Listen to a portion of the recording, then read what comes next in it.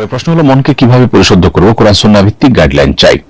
মনকে পরিশুদ্ধ করবার জন্য প্রথমত মনের মধ্যে ঈমানের বীজ বপন করা, আল্লাহ তাআলার স্মরণ এটা মনের মধ্যে স্থাপন করা, এবং সেই সাথে মনটাকে পরিপূর্ণ আল্লাহর জন্য, আল্লাহর স্মরণের জন্য খালি করে নেওয়া। এটা হলো মনকে পরিশুদ্ধ করার প্রাথমিক উদ্যোগ।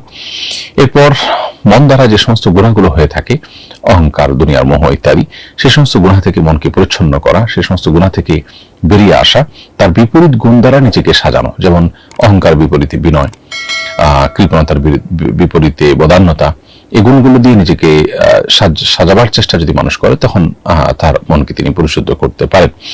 আল্লাহ তাআলা কোরআনে কারিমে বলেছেন, ইয়াউমা লা ইয়ানফাউ মালুন ওয়ালা বানুন ইল্লা মান আতাল্লাহা বিকলবিন সালিম। সেদিন মানুষের কোনো সম্পদ, কোনো সন্তান সন্ততি, কেউ মানুষের কোনো কাজে আসবে না, তবে কাউকে আল্লাহ তাআলা যদি সুস্থ সবল অন্তর দেন, সেটা কিন্তু তার কাজে আসবে।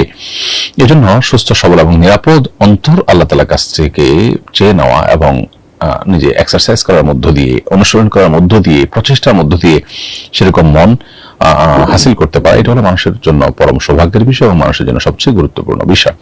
বিদেশি বিষয়টি আমাদের খেয়াল রাখতে হবে। সেই সাথে আল্লাহ তাআলার কাছে দোয়া করবেন, আল্লাহুম্মা আতি নাফসি তাকওয়াহা ওয়া যাক্কিহা ওয়া আনতা খায়রু মান যাক্কাহা। নবীজি দোয়া করতেন, আল্লাহুম্মা আতি নাফসি তাকওয়াহা, হে আল্লাহ আপনি আমার অন্তরে তাকওয়া দান করুন, ওয়া যাক্কিহা, আমার অন্তরকে আপনি পরিশুদ্ধ করে দিন, ওয়া আনতা খায়রু মান যাক্কাহা, আপনি সর্বোত্তম পরিশুদ্ধকারী অন্তরের।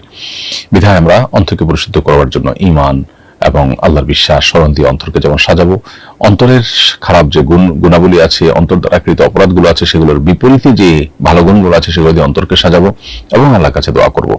এরকম ত্রিপাক্ষিক বা ত্রিমুখী প্রচেষ্টার মাধ্যমে আমরা আমাদের অন্তরকে পরিশুদ্ধ করতে পারি। সেই সাথে যারা নেককার, তাদের সাহচর্য, তাদের পরামর্শ, তাদের গাইডলাইন এবং তাদের পথনির্দেশ গ্রহণ করে আমরা আমাদের অন্তরকে পরিশুদ্ধ করতে পারি।